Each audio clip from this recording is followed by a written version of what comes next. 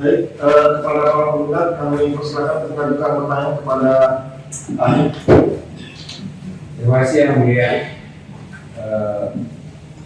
Saudara Bapak Dr. Hermani, izin kami dalam sidang ini sebagai ahli. Saudara ahli, kami mohon dijelaskan dalam sidang ini tentang apabila dalam suatu pengangkatan jabatan ditentukan masa jabatan itu, priorisasi. Kemudian keputusan itu dilakukan. Maka mohon penjelasan dari ahli bagaimana kepastian hukum dari suatu jabatan yang sudah ditentukan priorisasinya, apakah dapat diberhentikan sebelum waktunya atau memang harus diselesaikan selama proses jabatan. Ya. Baik, terima kasih. Izin yang mulia untuk pertanyaan dari kuasa hukum bahwa dalam ketentuan hukum administrasi kita, hukum tata negara kita, bahwa ada beberapa kategori jabatan. Ada jabatan yang periode masa jabatan yang ditentukan secara fix, ada periode jabatan itu yang tidak ditentukan secara fix. Termasuk yang ditentukan secara fix itu jabatan-jabatan yang dipilih dalam pemilu atau jabatan-jabatan yang ada di lembaga negara yang ditentukan oleh undang untuk dijabat selama periode tertentu. Ada yang 3 tahun, 4 tahun, 5 tahun, dan tergantung pada undang-undangnya. Nah, perbedaannya antara yang jabatan yang berjangka waktu tertentu yang fix dengan yang tidak itu adalah pada aspek kepastian masa jabatan. Jabatan yang oleh undang-undang ditentukan fix 5 tahun, maka siapapun orang yang menjabat pada jabatan itu akan menempuh atau melaksanakan jabatan itu selama masa jabatan yang ditentukan. Dan apakah dalam periode itu memungkinkan dia diberhentikan? Secara aturan itu memungkinkan saja sepanjang alasan-alasan yang diatur oleh peraturan undangan itu ditemukan untuk menjadi alasan memberhentikan dia dalam periode masa jabatannya itu.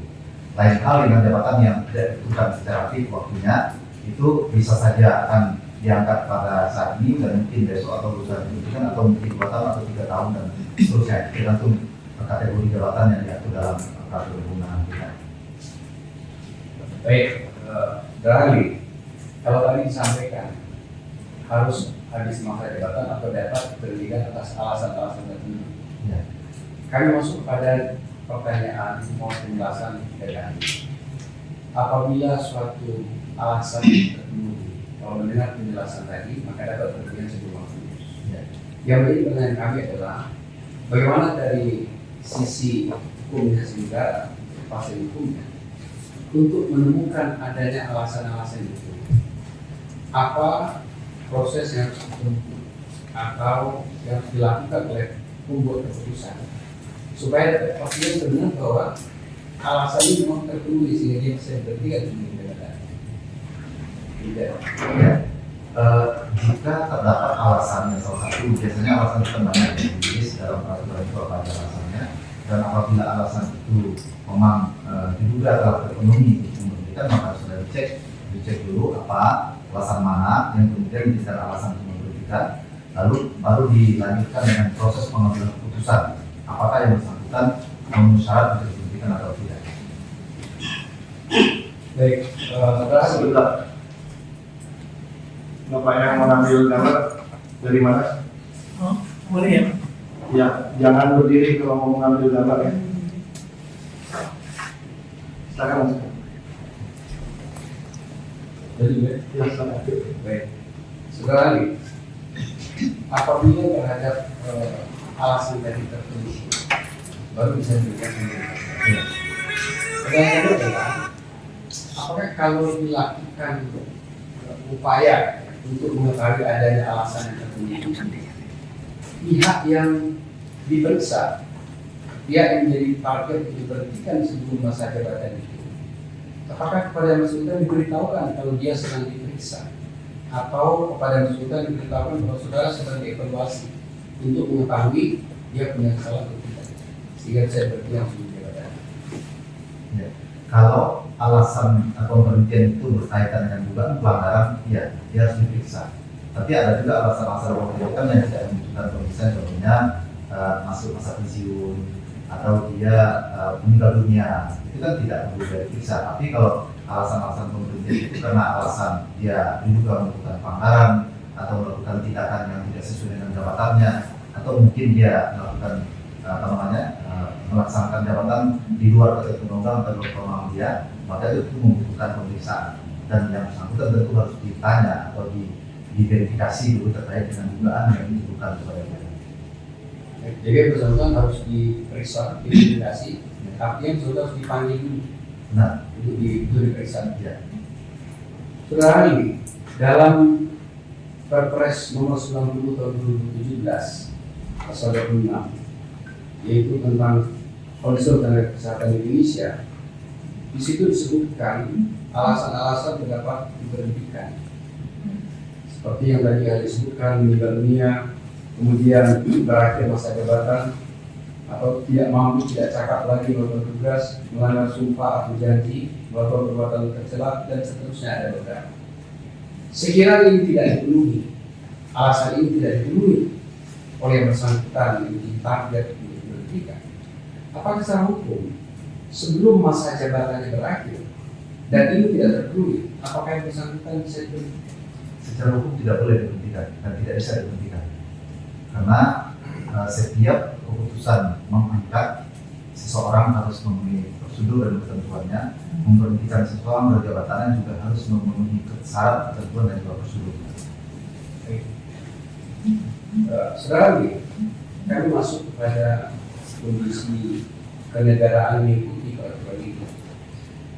Kalau suatu lembaga ditunjuk pejabat untuk menjalankannya, kemudian dalam perkembangan pemerintahan kemudian lembaga dibentuk lembaga baru, dalam konteks ini peraturan ini adalah ada lembaga Konsum Tenaga Kesehatan Indonesia. Kemudian dibentuk lagi lembaga baru dengan nama Konsum Kesehatan Indonesia. Ada lembaga baru. Apakah yang dibentuk lembaga baru ini itu secara hukum atau demi hukum orang yang menduduki lembaga yang lama ini berpindah kepada lembaga baru atau berhenti atau bagaimana dari sisi? Baik, saya menjawab dalam memisahkan dua hal. Pertama itu status kelembagaan. Yang kedua itu adalah pejabat yang menduduki jabatan pada lembaga itu. Itu adalah dua hal yang berbeda. Kalau terjadi perubahan kebijakan hukum dalam konteks kelembagaan, itu mungkin saja terjadi. Mungkin satu lembaga hari ini diatur, kemudian besoknya lagi diganti dengan baru. Lalu yang harus dilakukan adalah mesti ada aturan peralihan yang memastikan bagaimana peralihan perubahan itu seperti apa. Jadi dalam undang yang mengubah atau perundangan yang mengubah status kepada lembaga itu mesti menyatakan secara clear bagaimana status dari lembaga yang ada itu. Maka proses peralihannya itu akan mengikuti apa yang ada di ketentuan peralihan di undang itu. Itu yang pertama. Yang kedua, terkait dengan orang menjabat. Apabila orang menjabat di lembaga itu adalah jabatan yang ditentukan secara fix, maka itu juga harus diatur peralihan seperti apa. Kenapa? Karena apabila ada perubahan kelembagaan, tidak otomatis lalu kemudian pejabatnya itu juga ikut. Nanti apabila ada perubahan kelembagaan, apakah otomatis juga ada satu lembaga dihapus atau diganti. Lalu apakah pejabat otomatis tidak mengikuti status keberadaan lembaga itu? Dalam ilmu yang saya pahami tidak demikian. Saya mengikuti pendapatnya Profesor Utiman yang diikuti oleh Profesor Harun Ar-Rasyid, ya, bahwa negara itu jabatan-jabatan. Jadi jabatan-jabatan itulah wajah negara. Jadi apabila ada perubahan-perubahan kebijakan terkait dengan institusi negara, pejabat yang ada di institusi itu, maka hukum harus memberi kepastian untuk dua hal itu. Satu, status perubahan lembaganya. Yang kedua, juga status terhadap pejabat yang sedang mengemban jabatan pada lembaga yang sedang diubah atau diganti. Baik, kalau demikian, bisa nggak dikatakan dari sisi hukum, apabila ada pembentukan suatu kelembagaan, kemudian tidak diikuti dengan jadi status pejabat menjalankan lembaga itu, bisa nggak dikatakan bahwa pembentukan lembaga itu, keputusan tentang lembaga itu tidak memenuhi tata cara peraturan perundangan atau tidak memenuhi keputusan tentang pengangkatan mereka sebelumnya, karena mereka tidak ditentukan statusnya. Iya, saya ingin jawab dalam perspektif pengembangan kita ya, bahwa setiap perubahan kebijakan yang di dalamnya itu ada peralihan. Padahal itu tujuannya adalah satu untuk mengantisipasi persoalan hukum, kedua adalah memberikan kepastian hukum, ketiga itu adalah memberikan perlindungan hukum terhadap pihak-pihak atau subjek hukum yang terdampak oleh apa yang diatur dalam undang itu. Dan ketiga adalah yang keempat adalah mengatur hal-hal yang sementara atau peralihan dari keadaan dari satu norma lama ke norma baru yang diubah. Maka kalau itu tidak diatur, yang diatur misalkan hanya soal kelembagaan dan soal jabatan tidak diatur, maka tidak ada alasan sebetulnya untuk kemudian melakukan atau mengambil keputusan tertentu terhadap orang yang sedang menjabat itu kalau dia tidak punya dasar hukum di proses peralihan. Baik, kami tertarik lagi untuk membahas tentang pandangan ahli. Bagaimana pandangan ahli dikaitkan dengan kepastian hukum ya, atau dengan asal hukum yang baik. Kalau peraturan itu, kalau keputusan itu ternyata tidak mengatur, tidak memuat tentang perlindungan terhadap subjek yang lain. Kalau dia tidak kalau keputusan itu tidak mengacu kepada azas ya, azas kepastian hukum. Yang kita tahu azas kepastian hukum itu kan salah satu azas umum pemerintahan baik, yang itu ditegaskan juga dalam Undang-Undang Asasi Pemerintahan kita nomor 30 tahun 2014. Maka ketika tidak mengacu, maka dia cacat secara hukum keputusan itu. Jadi kalau hanya mengatur lembaga tapi tidak mengatur pejabatnya dan tidak juga mengatur tentang penegak hukum, berarti itu bisa dikatakan cacat. Baik, saudara, kalau demikian halnya, kami masuk pada pertanyaan tentang kaitannya dengan keputusan yang tidak mengandung aturan peralihan yang tadi. Bagaimana kalau keputusan itu tentang pengangkatan seseorang, kemudian setelah berjalan sebelum waktunya keluar lagi keputusan yang mengakhiri pekerjaan pengangkatan orang tadi. Setidaknya kalau setelah diangkat kemudian sebelum priorisasi berakhir seperti yang disampaikan tadi itu diberhentikan, tapi keputusan itu tidak memuat tentang keputusan pengangkatan. Jadi keputusan tentang pengakhiran priorisasi tapi tidak memuat keputusan itu pernah mengangkatnya. Itu yang pertama. Yang kedua, tidak ada juga aturan peralihan. Yang ketiga, tidak ada juga pencabutan dari keputusan pengangkatan itu. Mohon pendapat ahli di sini bagaimana pandangan ahli tentang kepastian hukum, tentang azas yang baik terhadap keputusan yang ini. Baik, saya menjawab dua rangkaian. Pertama, kelembagaan. Kalau dilihat dulu di undang-undang yang mengatur perubahan kelembagaan itu, ada nggak aturan peralihan kelembagaan? Kalau aturan peralihan kelembagaan ada, maka keputusan terkait dengan pergantian status lembaga, nama lembaga, nomenklatur segala macam itu menjadi sah karena dia punya dasar hukum. Yang kedua, aspek berkaitan dengan jabatan. Apakah jabatan-jabatan yang diatur atau itu juga berdampak pada pejabatnya itu ya? Itu diatur nggak dalam peralihannya? Kalau tidak, maka keputusan yang terkait dengan pemberhentian atau pengangkatan itu menjadi tidak sah. Ya, tidak sah. Kenapa? Karena dia tidak punya dasar untuk kemudian memberhentikan orang yang sudah diangkat sebelumnya dengan SK yang berdasarkan kepada peraturan perundangan yang berlaku sebelumnya.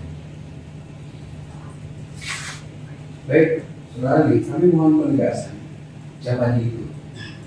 Kalau keputusan itu tidak memuat keputusan tentang pengangkatannya, kalau tidak memuat keputusan tentang pengangkatan yang bersangkutan, dapat dikatakan secara Iya, karena kepastiannya itu yang supaya menjadi tidak pasti. Kemudian, mohon juga dijelaskan kalau tidak dimuat tentang pencabutan. Kalau sekarang, kalau yang awal tadi itu tidak dimuat tentang pengangkatannya di SK pencabutan, tapi tidak disinggung SK pengangkatan. Sekarang di SK-nya pengakhiran juga tidak disebutkan SK-nya mau dicabut atau dia bagaimana Mbak? Kalau dalam ilmu undang-undang pembentukan perundangan ya, kerangka berpikir menyusun peraturan perundangan juga adalah kerangka berpikir yang digunakan untuk menyusun sebuah keputusan. Apabila ada keputusan baru yang hendak dikeluarkan, jadi terkait dengan keputusan yang ada sebelumnya, maka keputusan itu mesti memastikan keputusan juga dicabut. Supaya apa? Supaya tidak ada dua keputusan berlaku pada waktu yang bersamaan. Keputusan yang bertentangan itu berlaku pada saat yang bersamaan. gunanya dalam itu, maka harus ditegaskan pencabutan terhadap keputusan yang dianggap sudah ada. Baik, mungkin Ali, kami minta satu pada hari lagi. Sekiranya keputusan yang sudah keluar oleh pejabat tata usaha negara tidak pernah dinyatakan dicabut, apakah keputusan itu masih berlaku? Kalau tidak pernah dicabut, tentu dia akan dianggap berlaku. Baik, sebentar dulu. Kalau tidak pernah dicabut, tapi kemudian ada keputusan baru, ya, ada keputusan baru yang memberhentikan, tapi tidak disebutkan di dalam keputusan baru ini, Pak. Saudara Adi, ada sebuah keputusan baru ini telah mengangkat jabatan-jabatan tertentu tanpa memberhentikan jabatan-jabatan lama tersebut. Apakah, bagaimana menurut pendapat ahli itu? Kalau keadaan seperti itu kan berlaku dua, yang mulia, sehingga memang harus ada kepastian di situ. Kepastian dalam konteks memastikan keputusan baru itu membatalkan keputusan sebelumnya, karena di situ prinsip pastiannya. Berarti kalau tidak ada, dua-duanya masih berlaku. Ya. Kuasa perpenggugat yang lainnya, Bapak, Ibu, kita ke tergugat dulu. Silakan kuasa tergugat. Terima kasih yang mulia, saudara ahli. Selamat siang. Saya ingin mengajukan pertanyaan, mungkin sifatnya umum berdasar terlebih dahulu. Menurut saudara ahli, sesuai dengan keahlian saudara, apakah keliru ketika pengambilan suatu keputusan oleh pejabat pemerintahan itu dilakukan berdasarkan norma hukum positif atau ketentuan hukum yang berlaku? Setiap keputusan mesti didasarkan kepada peraturan berlaku, karena itu prinsip negara hukum. Jadi supremasi hukum itu ditunjukkan dengan setiap keputusan pejabat atau badan hukum itu mesti didasarkan atas peraturan berlaku. Kemudian dalam sistem ketatanegaraan, agar pemerintahan ini berjalan dengan baik, apakah pemerintah berwenang menilai suatu kondisi dalam urusan pemerintahan begitu sehingga menganggap perlu untuk menerbitkan suatu kebijakan atau mengubah kebijakan yang sebelumnya? Pemerintah sesuai dengan level kewenangan yang diberikan oleh konstitusi dan undang-undang turunannya itu bisa melakukan yang mengambil sepanjang memang sesuai dengan peraturan perundang mengatur aspek yang diputuskan itu atau sesuai dengan batas kewenangan yang dimiliki oleh pejabat. Artinya kalau tidak sesuai dengan peraturan perundang-undangan tidak ada yang keliru di situ.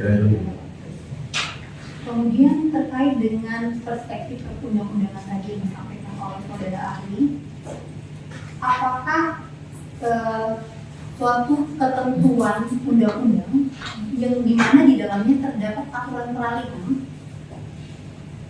yang menyangkut tentang suatu kelembagaan, jadi kemudian kelembagaan tersebut akan diubah, kelembagaan yang lama dinyatakan tetap melaksanakan tugas, fungsi, dan atau wewenang sampai dengan terbentuknya lembagaan baru. Apakah ini termasuk dalam ketentuan peralihan yang harus dibuat dalam suatu undang-undang baru? Ya, jadi apabila ada kebijakan hukum yang akan dituangkan dalam undang-undang itu berbentuk ya mengubah kondisi yang ada, menggeser dan segala macamnya, termasuk soal kelembagaan, mengubah nomenklatur, mengubah fungsi di lembaga itu dari satu undang-undang yang baru, maka peralihan harus mengatur begitu. Perubahan lembaga sangka mesti mengubah begitu. Nah, apakah bunyi ketentuan peralihan yang seperti itu bisa dijadikan dasar oleh pemerintah untuk menerbitkan suatu keputusan untuk menindaklanjuti aturan peralihan sebagaimana yang tadi saya? Ya memang itu harus dijadikan dasar oleh pemerintah untuk misalkan KTKI ya digeser namanya di KKI. Ya dalam membentuk lembaga baru yang disebut dengan KKI itu, ya dia harus merujuk kepada aturan peralihan itu. Justru kalau tidak dimuat dalam aturan peralihan, maka pemerintah tidak punya dasar hukum untuk kemudian mengubah itu. Baik, terima kasih Ali. Terima kasih Mas. Kuasa tergugat lainnya? Cukup dulu. Ya silakan tergugat berpensi. Baik, Terima kasih yang mulia. Ya, pertama saya ingin bertanya, bolehkah pengadilan itu membatalkan suatu keputusan yang ketika keputusan itu dikabulkan akan bertentangan dengan peraturan perundang-undangan? Bisa dibangun. Bolehkah pengadilan itu mengabulkan suatu tuntutan terhadap suatu keputusan dan ketika tuntutan itu dikabulkan akan dianggap bertentangan dengan peraturan perundang-undangan yang berlaku? Pengadilan tentu bisa saja membatalkan satu keputusan karena fungsi pengadilan itu kan memang menginterpretasikan norma lalu kemudian menerapkan dia pada kasus konkret lalu mengambil keputusan terhadap itu. Apa yang dirujuk kalau PTN ya dia pasti akan merujuk kepada perundang-undangan yang telah karena dasarnya itu. Dan apakah kemudian mungkin ada keputusan itu bertentangan dengan peraturan yang lebih dengan itu yang berlaku? Tentu tidak, karena dasar mengadilinya itu adalah di undang itu. Lain hal kalau dalam konteks menilai azas, menilai penerapan asas umum keterangan baik. Kalau asas umum keterangan baik itu kan pada umumnya diterapkan untuk hal-hal yang itu tidak sama mungkin dimulai dari peraturan undangan. Oleh karena itu pada ranah ini ruang interpretasi oleh hakim dalam konteks menerapkan norma yang ada itu yang tidak cukup jelas atau cukup kabur itu dalam proses konflik itu sesuatu yang memang harus dilakukan. Karena itulah kerja pengadilan. Kemudian saya ingin klarifikasi juga kepada ahli terkait dengan ketentuan kawin tadi. Di dalam pasal 450 Undang-Undang Kesehatan itu kan jelas bahwa adanya suatu perubahan nomenklatur, adanya reformulas terkait dengan kelembagaan dan semua adanya suatu lembaga tertentu berubah menjadi lembaga yang tertentu lagi. Nah, apakah ketika negara dan hal ini pemerintah menjalankan suatu kewenangan itu berdasarkan ketentuan peradilan tersebut, apakah hal ini dianggap bertentangan dengan peraturan dasar pemerintah atau seperti apa? Dalam konteks pemerintah, dalam bentuk presiden menerbitkan keputusan dalam konteks mengubah kelembagaan dari KTKI atau menggabung Konsil Kedokteran dan Kesultanan Kesehatan itu menjadi KKI itu sesuai dengan undang-undang. Karena memang undang-undang di peradilan itu ngatur itu lembaga itu geser. Cuma yang kurang di undang itu adalah mengatur peradilan tentang orang jabatnya kayak gimana nasibnya. Undang ada itu. Problemnya di situ. Tapi boleh nggak badan atau pejabat itu menolak untuk menghendaki apa yang diperintahkan oleh satu undang-undang atau peraturan yang berlaku? Pejabat pun dia bisa mengambil setiap keputusan tindakan melakukan tindakan atau mengambil keputusan sepanjang sesuai dengan kewenangannya. Yang nggak boleh dilakukan adalah dia menyalahgunakan wewenang, melampaui wewenang ataupun menyalahgunakan wewenang. Sepanjang dia tidak lakukan itu maka sah seorang badan atau pejabat itu melakukan atau mengambil keputusan. Tadi juga disinggung terkait dengan ketentuan peraturan perundang-undangan yang berlaku. Itu kan menjadi suatu dasar pemerintah menjalankan kewenangannya. Lalu tadi juga disinggung terkait dengan Perpres 90 tahun 2017. Dan Perpres itu kan sudah dicabut dengan ketentuan peraturan pemerintah nomor 28 tahun 2024, yang mana Perpres itu menghendaki terkait dengan tata cara pengangkatan juga pemberhentian itu diatur lebih lanjut dalam Permenkes. Nah, boleh nggak pemerintah itu berdasar mengambil suatu kewenangan kepada suatu Perpres 60 tahun 2017 yang notabene telah dicabut dengan peraturan yang lebih tinggi? Baik, Perpres 90 itu adalah peraturan delegasi dari undang-undang kesehatan sebelumnya. Dan berdasarkan Perpres itu kemudian dibentuk konsil. Konsil dan di dalam Perpres itu juga diatur tentang masa jabatan dari ketua, anggota, wakil ketua dari konsil itu. Maka siapapun pejabat yang diangkat berdasarkan Perpres itu, maka ketika terjadi perubahan kebijakan terhadap yang bersangkutan, perubahan kebijakan terkait dengan konsil atau kelembagaan itu dan kebijakan itu berdampak kepada orang yang diangkat berdasarkan ketentuan itu, maka harus diberi kepastian bagi mereka. Dan itu bisa ada dalam peraturan peralihan. Dan kita tidak baca itu di undang-undang kesehatan yang baru, PP juga tidak mengatur itu, peraturan Menteri Kesehatan juga tidak mengatur itu. Jadi yang kosong di situ adalah tidak ada dasar hukum untuk mengatur peralihan dari pejabat yang di Perpres sebelumnya ditentukan bahwa masa jabatan mereka 5 tahun. Dan memang baru di Perpres ya. Kalau misalnya dalam Permenkes itu sudah diatur terkait dengan peralihan tadi, yang mana ketika anggota PNS yang merupakan sebelumnya merupakan anggota konsil KTKI, ia dapat diberhentikan sementara selama menjadi anggota konsil dan tanpa kehilangan statusnya sebagai pegawai negeri sipil. Dan kemudian di pasal selanjutnya itu dijelaskan juga, ketika pegawai negeri sipil itu telah berakhir masa berlakunya jabatannya sebagai pimpinan, masing-masing anggota itu berhak mendapatkan hak kepegawaiannya yang terkait dengan masa kerja pegawai sipil negara. Bukankah hal itu telah ditentukan secara jelas bahwa ada ketentuan peralihan antara masa anggota yang sebelumnya telah menjabat dan sesudah menjabat ketika diberhentikan dengan uji sengketa? Sejauh yang saya baca, Sebelum ahli menjawab, mohon maaf, ke depan aja ininya, posisi kasihan miring terus dari tadi. saya ingin melihat Depan aja, berikan keterangan kepada kami lagi. Oh, izin sejauh ya. Sejauh yang ahli baca dalam PP 28 yang mencabut proses 90 itu, di dalamnya itu tidak hanya diatur peralihan kelembagaan, tidak diatur tentang peralihan pejabat yang kemudian diangkat berdasarkan peraturan yang berlaku sebelumnya. Mestinya orang yang diangkat sesuai dengan peraturan sebelumnya itu tidak kemudian hilang haknya atau kemudian diberikan haknya dalam konteks jabatan itu karena ada aturan baru, boleh. Tapi boleh ada kebijakan yang kemudian mengubah seperti itu, bisa saja sepanjang itu memang atur peralihannya di mana supaya ada kepastian soal nasib orang. Itu kalau di Permenkes saya tidak melihat secara spesifik itu diatur ya tentang bagaimana nasib dari apa namanya yang diangkat di KTKI itu setelah dia lembaga itu dikonversi menjadi KKI. Kemudian satu lagi terkait dengan pihak-pihak yang telah beretikat baik, dia mengikuti seleksi, mendaftar dan juga tampil atau pilih.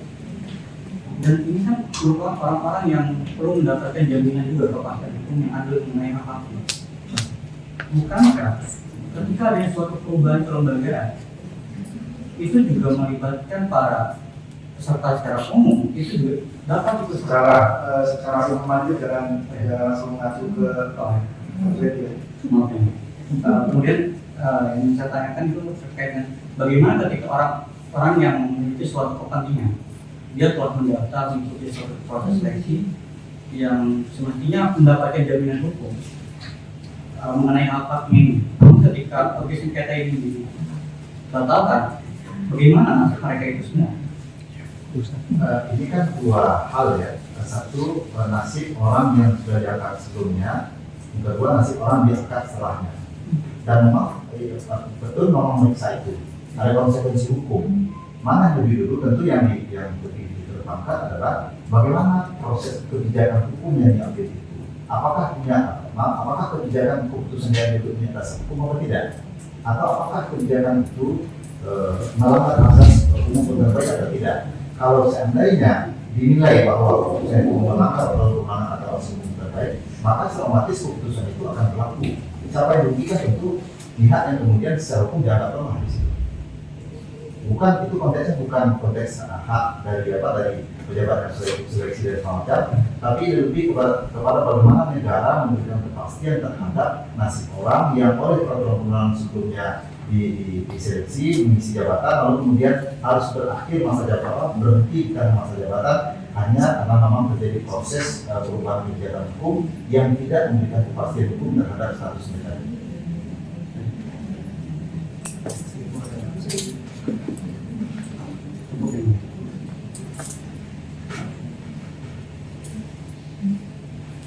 Baik, kuasa gugat, ada lagi mau ditanyakan?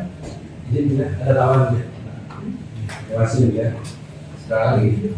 Tadi kami mendengar dari pertanyaan saudara terduga tadi, kalau ada kondisi kenegaraan tertentu, boleh mengambil kebijakan. Dalam konteks KTKI dan KKI, sekiranya itu dianggap sebagai kondisi kenegaraan terus berubah menjadi KKI, itu pemerintah memperhatikan apakah prosedurnya sudah benar atau belum untuk mengeluarkan membentuk lembaga yang baru. Yang menjadi persoalan yang kami mintakan kejelasan kepada ahli adalah sekiranya prosedur itu terpenuhi untuk membentukan suatu kelembagaan untuk memenuhi kondisi negara yang baru, apakah prosedur atau substansi tentang orang-orang menjalankan kelembagaan dalam itu tidak perlu diperhatikan? Apakah hanya prosedur pembentukan saja yang perlu diperhatikan, sementara prosedur tentang pemberhentian orang sebelumnya tidak diperhatikan? Seperti yang sudah saya sampaikan, bagaimana harus menyikapi ini dari sisi keputusan tata usaha negara yang tadi ada disebutkan, satu tentang kelembagaan, satu tentang orang di dalam kelembagaan. Karena kalau kami lihat dari pertanyaan tadi itu, hanya melihat situasi tentang perubahan kelembagaan, tidak menuju pada orang di dalam kelembagaan. Bagaimana dari sisi kepastian hukum dan azas hukum yang baik? Baik, di sini ada. Kedua-duanya mesti diberikan kepastian hukum. Jadi bolehkah negara itu melakukan perubahan kebijakan terkait dengan boleh saja, apa-apa. Yang penting adalah ketika ada peralihan itu mesti diberi kepastian terhadap kelembagaannya, kemudian juga terhadap pejabatnya. Sebagai contoh, kita pernah kementerian kita dilikuidasi misalkan, lalu kementeriannya habis, nggak ada lagi setelah itu. Apakah orang-orang pejabat itu kemudian begitu sudah hilang, nggak juga diselamatkan? Itu yang diatur dalam peralihan. Kita juga pernah contoh misalkan undang pemilihan kepala daerah kita, masa jabatan kepala daerah sesuai undang Pemda itu 5 tahun. Tapi demi untuk kepentingan pilkada serentak tahun 2024, masa jabatannya mesti dikurangi jadi 4 tahun, dan itu diatur dalam undang. Jadi itu namanya memberikan kepastian terhadap satu struktur kelembagaan dan juga memberikan kepastian terhadap orang yang menjabat kelembagaan itu. Saya ulangi lagi, saya mengutip pendapat Lokeman yang dikutip oleh Profesor Harun Al-Rashid dalam buku beliau berjudul Pemerintahan Presiden dan Wakil Presiden. Di situ beliau tegaskan bahwa negara itulah jabatan-jabatan. Maka wajah negara yang kita lihat yang berinteraksi dengan masyarakat, yang berinteraksi dengan siapapun adalah pejabat. Oleh karena itu, lembaga dan orang itu dua hal berbeda. Walaupun dia akan menyatu nanti, orang yang memegang jabatan, dia akan bertindak atas nama jabatannya. Oleh karena itu, orang yang menjabat juga harus diberi kepastian kalau ada perubahan kebijakan hukum. Terima kasih. Tadi dikatakan bahwa kalau suatu keputusan bentuk merujuk kepada peraturan yang berlaku, secara prosedur tidak sah. Bagaimana dengan substansi?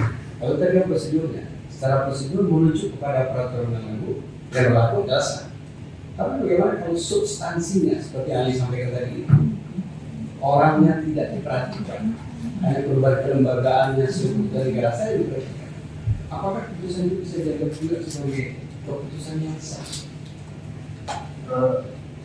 Dua hal ya. Pertama, harus dibuat di peralihan.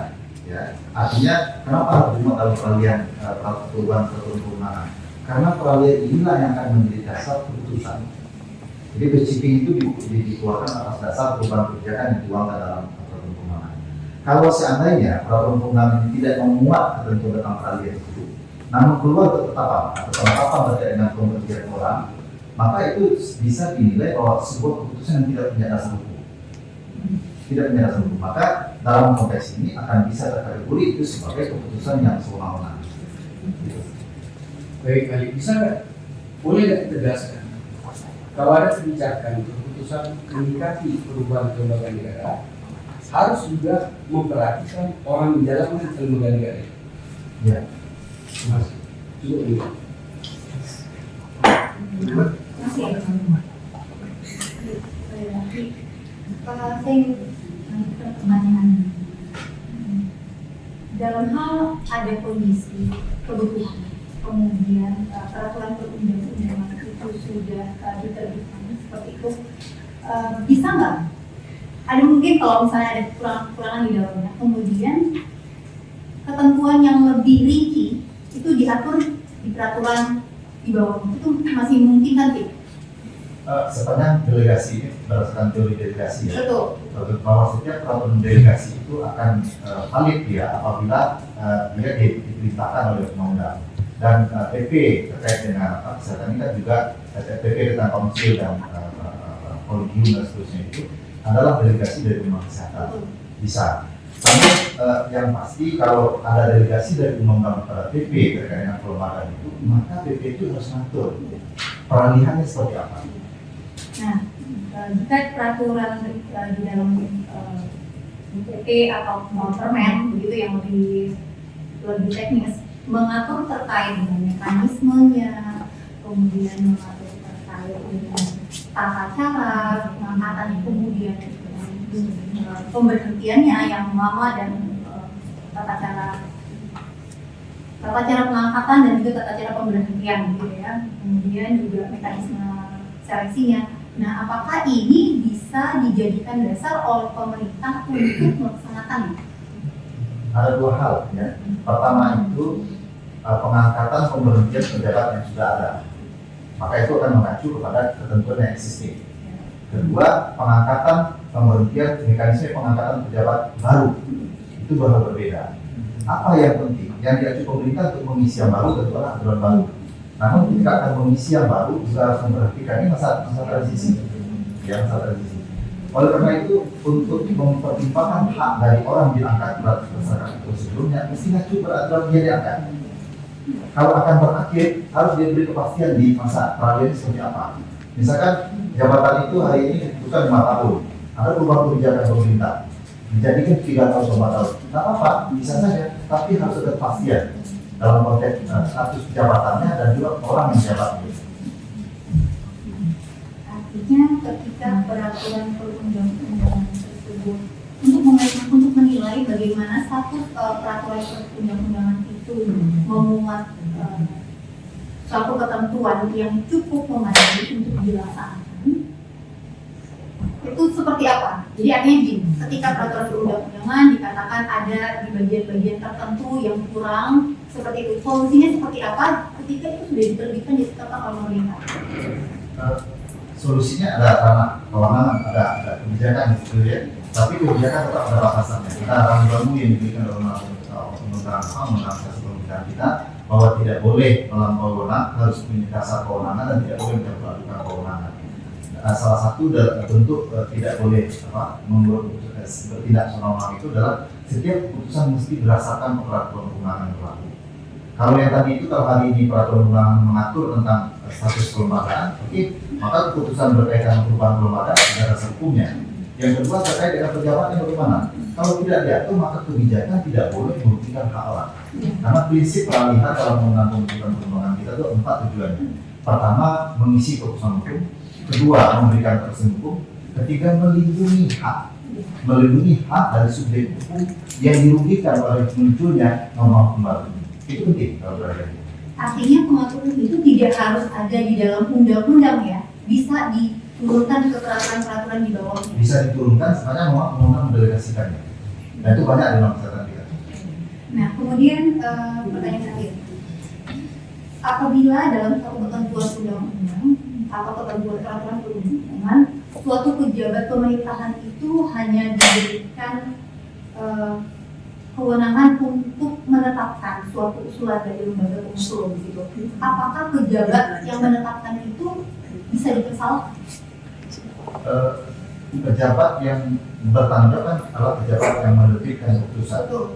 Apapun proses sebelum itu, karena yang bersangkutan lah yang mengeluarkan keputusan, maka yang bekerja tentu dimintakan kepada dia. Karena dia pejabat yang menerbitkan keputusan. Baik, tapi kalau misalnya dalam ketentuannya sendiri, pejabat tersebut hanya mempunyai wewenang menerima usulan dan kemudian menetapkan, bagaimana? Ini akan tergantung posisinya seperti apa. Apakah pengusul itu adalah bawahannya atau lembaga lain yang setara dengan dia. Ya, kalaupun misalkan di level yang setara misalnya, ada pejabat-pejabat negara itu yang diangkat dengan keputusan presiden, tapi atas usul Mahkamah Konstitusi misalkan atau Mahkamah Agung atau Mahkamah atau DPR misalkan, itu usulan dari lembaga. Kalau ada persoalan yang pengangkatan tetap saja kalau dalam konteks turunnya adalah keputusan presidennya yang dipersoalkan. Namun tentu tanggung jawab secara materialnya ada pada lembaga yang mengusul. Yang kedua bisa saja mengusul itu adalah anak buahnya, bawahannya. Diatur memang seperti itu. Maka tetap tanggung jawab itu sesuai dengan tanggung jawab kita itu. Karena tanggung jawab akhir dari pejabat pemerintah seperti itu ya presiden. Kalau mengusulkan ke menteri ya presiden tanggung jawab. Tapi sepanjang itu sudah dilaksanakan sesuai dengan prosedur yang berlaku begitu ya, pejabat pemerintahan yang menetapkan tadi itu apakah memang bisa dipermasalahkan? ada dua ya. Pertama prosedurnya oke, maka tidak ada masalah. Yang kedua harus memenuhi juga selama tidaknya bagaimana, apakah keputusan itu sah atau tidak. Yang diuji di situ adalah apakah keputusan diambil secara sesuai wewenang atau tidak. Yang kedua, apakah ada di situ pencampur aturan wewenang atau tidak. Yang ketiga, apakah sewenang-wenang atau tidak. Kalau secara material terdapat unsur-unsur itu, maka keputusan bisa saja dipersoalkan sekalipun prosedurnya kan. Baik, terima kasih. Bukan boleh terus. Satu lagi, saya bertanya terkait dengan SK tadi yang terkait dengan perbedaan baru dan lama. Nah, ketika dalam satu SK itu diatur mengenai perbedaan lama itu dihentikan, apakah secara otomatis SK itu kepengurusan yang menjadi batal, ataukah memang prioritasnya masih berjalan keanggotaan yang lama itu? Baik, seperti yang saya sampaikan tadi, itu adalah dua hal berbeda. Satu kelembagaan, satu adalah pejabat yang memegang jabatan pada kelembagaan. Apabila suatu lembaga itu berubah nomenklatur atau fungsinya dengan perubahan undang-undang, maka berubahlah lembaganya. Apakah otomatis menyebabkan pejabat yang memegang jabatan pada lembaga itu juga otomatis berakhir? Tidak otomatis. Karena yang tadi itu, karena aturan sebelumnya menentukan jabatan itu sebagai jabatan yang secara fix ditentukan jangka waktunya. Oleh karena itu, sekali lagi, peraturan perundangan yang mengubah kelembagaan itu juga harus memberi kepastian terhadap status. Jadi walaupun dalam keputusan tersebut itu telah menentukan bahwa orang-orang yang menjadi anggota yang lama itu telah berakhir, tapi tidak otomatis berakhir ya. Kalau seperti yang saya jelaskan tadi itu akan jadi dua. Pertama, status peralihan kelembagaannya. Kedua adalah peralihan pejabatannya. Harus diatur dua-duanya. Ketika di SK itu dari atas pejabatnya masa periodenya udah berakhir, apakah SK itu yang lama itu masih berlaku prioritasnya atau tidak? Kalau keputusan dia tidak bisa mengatur periode. Periode itu diatur dalam peraturan perundangan yang mengatur jabatan itu.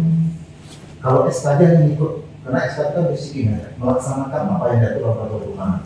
Jadi yang harus dicek adalah PP-nya itu bagaimana tentang jabatan ini, periodenya, atau perpresnya itu bagaimana. Maka SK itu kan hanya ngikutin apa yang ada di peraturan perundangan mengatur tentang jabatan itu. Cukup? Baik, saudara ahli. Dalam membuat suatu keputusan harus memuat alasan yuridis, filosofis, dan sosiologis. Nah, menurut pendapat ahli, ketiganya tersebut bersifat alternatif atau kumulatif? Semuanya itu satu keputusan ya. Iya, dalam satu keputusan. Apakah harus termuat semuanya atau alternatif cukup satu saja atau dua? Kalau yang seharusnya idealnya yang dia semuanya. Namun dalam praktek berbagai ini kita tidak semuanya dimuat. Kalau tidak semuanya termuat, apakah itu memang juga diperbolehkan, artinya menjadi sah? Sejauh ini untuk konteks kelengkapannya itu apa tidak, itu tidak dianggap sebagai alasan untuk menilai keputusan itu cacat. Jadi boleh-boleh saja apabila salah satu yang dimuat saja. Kemudian tadi sudah disinggung juga terkait dengan asas kepastian hukum. Saudara ini dihukumkan, kita sering mendengar asas kepastian hukum, kemudian asas keadilan, dan asas kemanfaatan. Nah, yang ternyata dalam pelaksanaannya untuk berjalan seimbang itu tidak mudah gitu dalam prakteknya. Nah, menurut saudara ahli, sebenarnya bagaimana ketiganya ini dari asas kepastian hukum, keadilan, dan kemanfaatan? Apakah ada yang lebih harus didahulukan atau idealnya bagaimana? Misalnya kepastian hukum itu adalah sesuatu yang mesti dijaga dalam ketentuan perundang-undangan kita dalam konteks perusahaan normalnya. Kedua, kepastian hukum itu mesti dijaga oleh setiap badan atau aparatur atau siapapun yang punya tugas untuk melaksanakan hukum. Melaksanakan dalam arti melaksanakan di sektor politik, administrasi pemerintahan, pendidikan politik, maupun di sektor penegakan hukum, di sistem penegakan hukum kita. Itu kepastian hukum. Dan semua, kenapa kepastian itu penting? Karena memang keadilan hukum itu dinilai dari kepastiannya itu. Lalu apakah kemudian nanti pada saat semuanya sudah berproses sesuai dengan kerangka yang dia turunkan itu, artinya pasti proses yang ada itu, apakah selalu akan memunculkan keadilan? Belum tentu. Oleh karena itu orang datang ke pengadilan. Datang ke pengadilan itu bisa jadi keputusan itu sudah berkepastian, namun tidak adil. Maka sesungguhnya yang menilai adil ataupun kemanfaatan itu jauh lebih tinggi dari pengadilan. Pemerintah itu hanya sampai ke level keputusan. Pejabat-pejabat pemerintah itu hanya kemudian memastikan keputusan dia itu punya kepastian sesuai dengan ketentuan berlaku. Apakah kemudian ada di situ hal-hal yang dianggap mungkin merugikan atau tidak adil, maka disitulah ranah pengadilan. Itu yang saya pahami. Kalau pemanfaatannya, Andi? Pemanfaatan juga dinilai dalam konteks bagaimana sebuah keputusan itu diambil, namun sekali lagi tentu yang penilaian akhirnya itu dalam konteks berapa itu ada di pengadilan. Baik, terima kasih. Baik, terima kasih atas keterangannya, saudara. Sebelumnya ada yang mau disampaikan? Cukup. Nah, ini untuk Satu pertanyaan. satu pertanyaan lagi. Berarti saya harus membuka juga satu lagi buat nanti kepada. Silakan. Sekali terkait dengan landasan yuridis. Landasan yuridis dalam suatu surat keputusan tentang pengakhiran sebuah. Apakah surat keputusan tentang pengangkatan sebelumnya dapat disebut juga sebagai landasan yuridis? Di sini yang ada untuk landasan yuridis yang dimuat dalam baik bentuknya peraturan perundangan ataupun BSI ada dua kelompok. Pertama itu dasar kewenangan dari pejabat yang mengeluarkannya itu, yang kedua dasar substansi yang dimuat di dalamnya itu. Itu secara umum kerangka yang dimuat dalam undang-undang pembentukan perundangan kita yang harus dimuat dalam dasar mengingat dasar hukumnya dalam keputusan itu. Yang tadi yang dijelaskan kepada yang mulia tadi itu, kalau salah satu tidak dipenuhi, tidak dipersoalkan. Tapi tadi Ali mengatakan bahwa kalau SK tentang pengakhiran suatu priorisasi jabatan, maka SK tentang pengangkatannya harus disebutkan di dalam keputusan itu. Sejauh yang saya pahami, kalau yang penting itu membuat statusnya apa? Status pencabutan yang kalau ada baru kemudian muncul atau dibuat, maka status SK ini harus dinyatakan dalam keputusan itu dicabut. Cukup. Cukup. Satu ya, nanti nggak usah ditanggapi lagi ya. Jika kemudian berdasarkan putusan pengadilan ada SK yang baru dicabut, terus bagaimana menurut kami keputusan selanjutnya? Apa keputusan lama apakah tak berlaku atau bagaimana? Soalnya ini ada undang-undang yang baru yang menyatakan bahwa memang didirikannya KPKI itu Tadi sudah dijawab kalau memang